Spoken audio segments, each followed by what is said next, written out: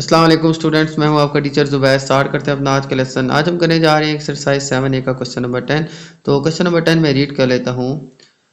X y and z are three angles lying on a straight line. तो x y और z ये three angles हैं जो कि एक स्ट्रेट लाइन के ऊपर लाई कर रहे हैं।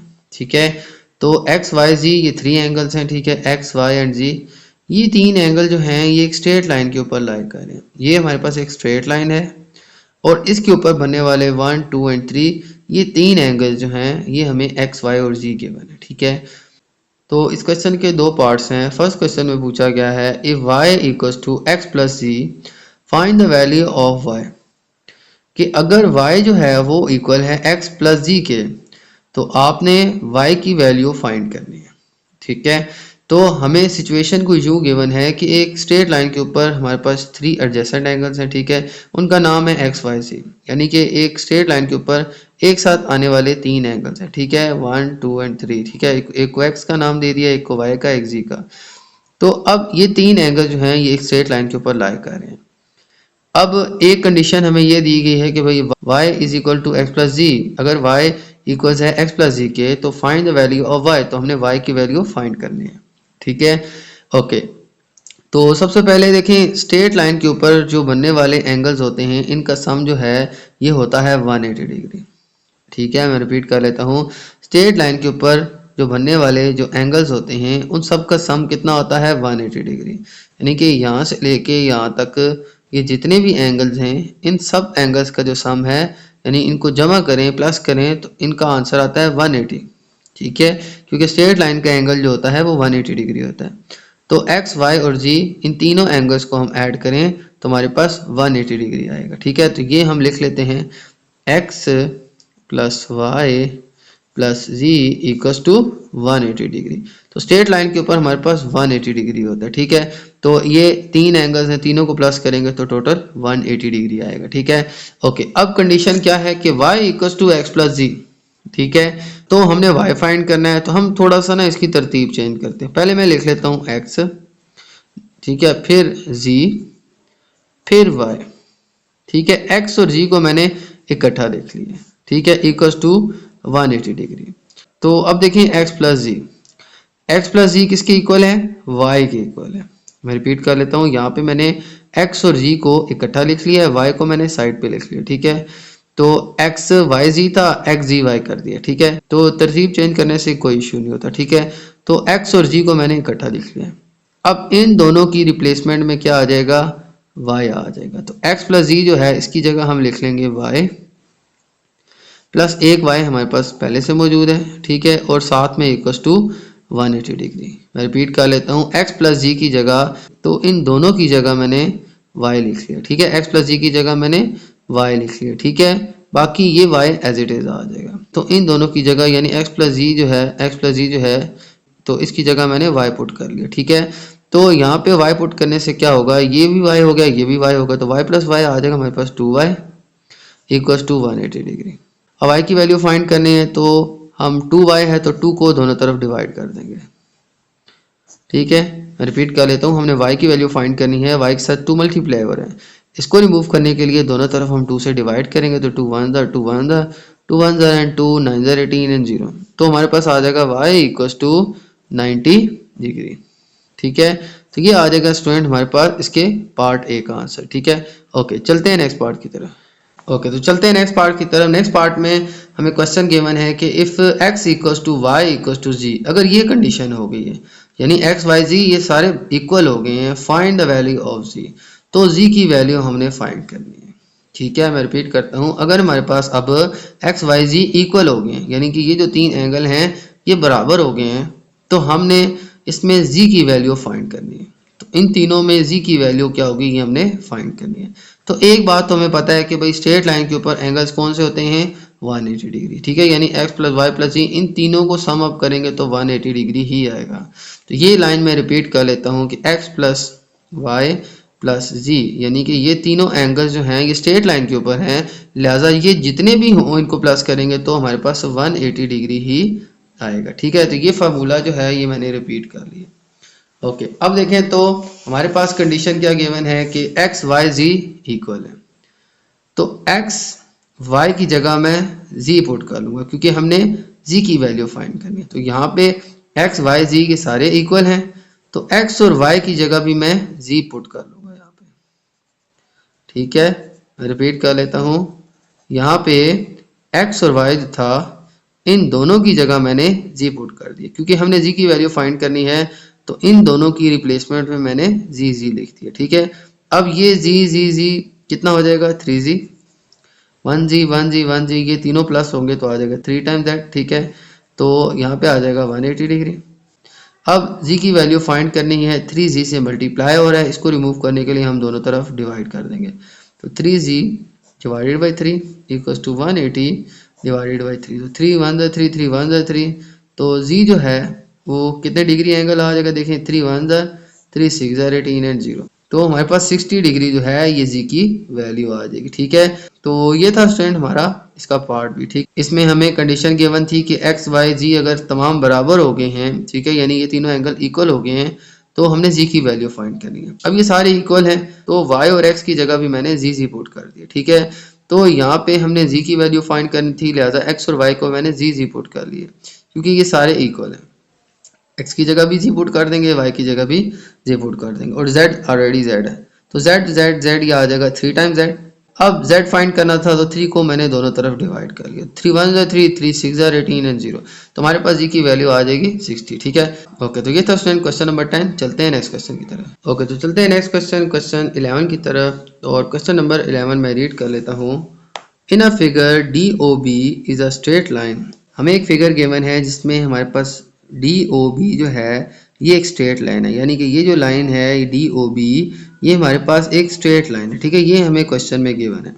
ए BOC is twice of AB, COD is 4 time of AOB and DOA is 5 time of AOB, find all the 4 angle.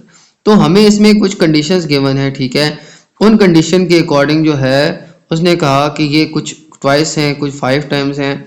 ठीक है, तो इन कंडीशंस के बाद हमने इन चारों एंगल्स की वैल्यू फाइंड करनी है। ठीक है, तो सबसे पहले क्वेश्चन में जो कंडीशंस है वो मैं यहाँ पे लिख लेता हूँ। ठीक है, तो एक उसने कहा कि BOC जो है वो AOB के ट्वाइस है, यानी कि BOC जो है, ठीक है, इज ट्वाइस ऑफ AOB। ठीक है, मैं रिपीट कर लेता हूँ कि BOC is twice of AOB। BOC जो है वो ट्वाइस है किसके, AOB के, यानी जो भी एंगल AOB है इसका ट्वाइस है BOC, यानी उसका डबल है BOC। ठीक है, तो ये एक कंडीशन दी गई है कि BOC जो है ये AOB के डबल है। अच्छा, फर्ज करें कि हम AOB को लेट कर लेते हैं x। ठीक है, कि लेट AOB जो है ये है हमारे पास x। ठीक है, ओके, तो सबसे पहले मैंने लेट कर लिया है कि AOB फर्ज करें हमारे पास x है, AOB क्या है हमारे पास x। अब BOC is twice of AOB। अब BOC AOB का ट्वाइस है, यानी ये जो BOC है ये इस एंगल का डबल है। ये अगर हमारे पास AOB x है तो BOC हो जाएगा डबल, यानी कि 2x। ठीक है, ये हमें कंडीशन गिवन है। ठीक है, तो BOC क्या हो जाएगा, AOB का डबल। AOB का मैंने लेट कर लिया कि भाई x है, और BOC क्या हो जाएगा, इसका डबल यानी कि 2x। ठीक है, तो AOB को मैंने लेट कर लिया था x, BOC उससे डबल था तो ये हो जाएगा 2x। ठीक है, डबल होता है उसको 2 से मल्टीप्लाई कर दें, तो x था तो 2 से मल्टीप्लाई करेंगे तो 2x आ जाएगा। ठीक है, तो AOB x है तो BOC उसका डबल यानी 2x है, तो हम लिख भी लेंगे कि BOC इक्वल्स टू 2x हो जाएगा। ठीक है, इसी तरह से हमें नेक्स्ट जो कंडीशन गिवन है वो है कि COD is 4 time of AOB। अब COD जो है ये 4 टाइम है AOB के। अब AOB हमारे पास x है तो COD इसका 4 टाइम यानी कि हो जाएगा 4x। मैं रिपीट कर लेता हूँ, क्वेश्चन में कहा गया है कि COD is 4 time of AOB। COD हमारे पास 4 टाइम है AOB का, AOB है हमारे पास x तो COD हो जाएगा 4x। ठीक है, इसके बाद नेक्स्ट इंफॉर्मेशन गिवन है कि DOA is 5 time of AOB। अब DOA हमारे पास 5 टाइम्स है ए ओ बी के, यानी कि अब ए ओ बी एक्स है तो डी ओ बी इसका 5 टाइम यानी कि 5x हो जाएगा। ठीक है, यही चीज़ें मैं सारी यहाँ पे लिख भी लेता हूँ। देखें, पी ओ सी ए ओ बी का डबल था, वो हो जाएगा 2x। बी ओ सी जो था वो ए ओ बी का डबल था, तो ये x था तो ये 2x हो जाएगा। फिर सी O D A O B का 4 टाइम्स है, तो ये x था तो ये सी ओ डी 4x हो जाएगा। इसी तरह से डी ओ ए ओ बी का 5 टाइम था, तो ये x था तो ये 5x हो जाएगा। ठीक है, तो ये हमें क्वेश्चन में गिवन था, यही चीज़ें मैं यहाँ पे लिख भी लेता हूँ। देखें, सी ओ डी, ठीक है, सी ओ डी जो है ये 4x था। ठीक है, ये 4 टाइम हो गया। और डी ओ ए जो है, डी ओ ए ये हमारे पास आ जाएगा 5 टाइम यानी कि 5x। ठीक है, ये हमें अकॉर्डिंग टू क्वेश्चन गिवन है। ये x था तो ये इसका डबल था 2x, ये इसका 4 टाइम था 4x, तो ये इसका 5 टाइम था तो ये 5x हो जाएगा। ठीक है, तो ये हमें सारे एंगल्स गिवन है। अब एक पॉइंट के घेर सारे एंगल्स का सम कितना होता है? 360। ठीक है, हमने प्रीवियस क्वेश्चन में किया था। तो एक पॉइंट के घेर तमाम जो एंगल्स होते हैं इन सारों का सम होता है हमारे पास 360 डिग्री। ठीक है, तो हमारे पास इक्वेशन आ जाएगी angle A O B plus B O C plus C O D plus D O A, ये जितने भी एंगल हैं इन सब का सम कितना आ जाएगा? 360 डिग्री। ठीक है, तो मैं लिख लूँगा ए ओ बी, ठीक है, ये ए ओ बी था, प्लस बी ओ सी,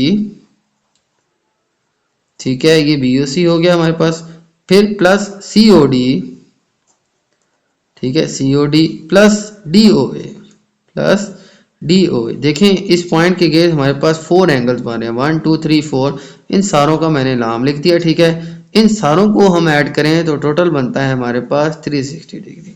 देखें, इन चारों एंगल्स को हम ऐड करें तो हमारे पास बनता है 360 डिग्री। ठीक है, अब इन चारों की वैल्यूज पुट कर लेते हैं। ए ओ बी था हमारे पास x, प्लस बी ओ सी है हमारे पास 2x, plus C O D है हमारे पास 4x, प्लस डी ओ ए है हमारे पास 5x। ठीक है, इक्वल्स टू 360 डिग्री।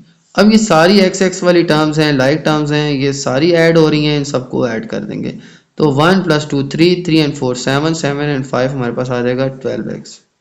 ठीक है, तो इन सब को सम करें तो ये 1 2 3, 3 and 4 7, 7 and 5 12x जो है ये हमारे पास आंसर आ जाएगा। यहाँ पे आ जाएगा हमारे पास 360। अब हमने x की वैल्यू फाइंड करनी है, तो x के साथ 12 जो है ये मल्टीप्लाई हो रहा है। इस 12 को इक्वल टू की दूसरी तरफ ले जाने के लिए हम 12 से ही दोनों तरफ डिवाइड कर लेंगे। ठीक है, तो 360 डिवाइड बाई 12 आ जाएगा, 12 1 12 3 36 एंड 0 आ जाएगा। तो x की वैल्यू आ जाएगी हमारे पास 30 डिग्री। ठीक है, मैं रिपीट कर लेता हूँ, यहाँ पे x के साथ 12 था, 12 को रिमूव करने के लिए दोनों तरफ 12 से डिवाइड किया तो 12 1 12 1 12 1 12 3 36 एंड 12 0 0। ठीक है, तो 30 जो है हमारे पास x की वैल्यू आ जाएगी। तो ये आ जाएगी हमारे पास स्टूडेंट x की वैल्यू। अब हमने ये चारों एंगल्स फाइंड करने थे। ठीक है, तो इन एंगल्स को भी हम लिख लेते हैं। सबसे पहला एंगल है ए ओ बी, उसकी वैल्यू है x। तो ए ओ बी उसकी क्या वैल्यू है x, और x की वैल्यू हमारे पास क्या आ गई 30 डिग्री।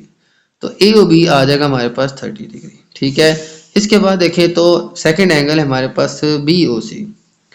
तो बी ओ सी ये था हमारे पास 2x। ठीक है, तो 2 × 30 कर लेंगे तो 2 30 से मल्टीप्लाई होगा तो आ जाएगा 60 डिग्री।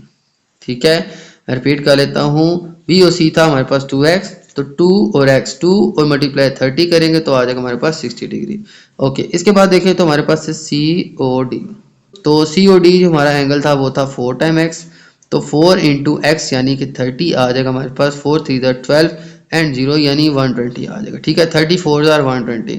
फिर हमारे पास नेक्स्ट एंगल है डी ओ ए, डी ओ ए। ठीक है, तो डी ओ ए किसके इक्वल है 5x, तो 5 को 30 से मल्टीप्लाई कर देंगे तो आ जाएगा 5 3 15 150 डिग्री।